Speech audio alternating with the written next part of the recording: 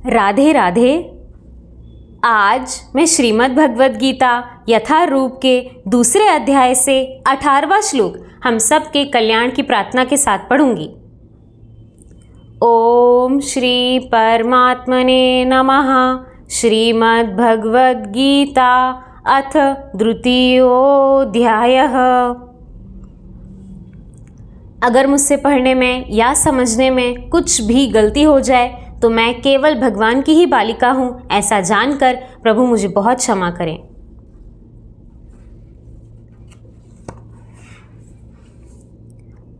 दूसरा अध्याय गीता का सार 18वां श्लोक। अंतवंत इमी देहा नित्यास्योक्ता शरीरिणः अनाशीनो प्रमेयस्य तस्माद्युक्तस्व भारत। अविनाशी, अप्रेम्य तथा शाश्वत जीव के भौतिक शरीर का अंत अवश्यम भावी है, अतः हे भरतवंशी युद्ध करो। तात्पर्य: भौतिक शरीर स्वभाव से नाशवान है। यह तत्क्षण नष्ट हो सकता है और 100 वर्ष बाद भी। यह केवल समय की बात है। इसे अनंत काल तक बनाए रखने की कोई संभावना नहीं है। किंतु आत्मा इतना सूक्ष्म है कि इसे शत्रु देख भी नहीं सकता, मारना तो दूर रहा।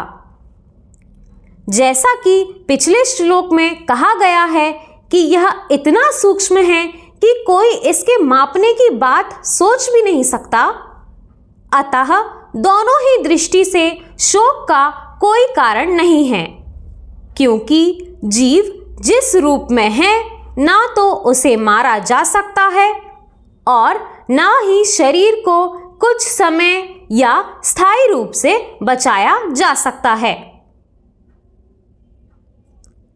पूर्ण आत्मा के सूक्ष्म कण अपने कर्म के अनुसार ही यह शरीर धारण करते हैं, अतः धार्मिक नियमों का पालन करना चाहिए।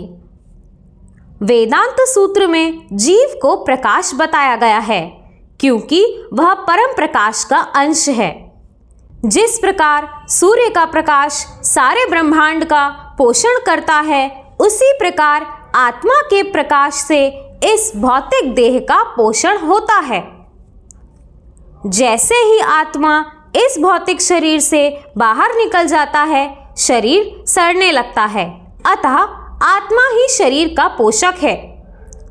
शरीर अपने आप में महत्वहीन है, इसीलिए अर्जुन को उपदेश दिया गया है कि वह युद्ध करे और भौतिक शारीरिक कारणों से धर्म की बलि ना होने दे। राधे राधे।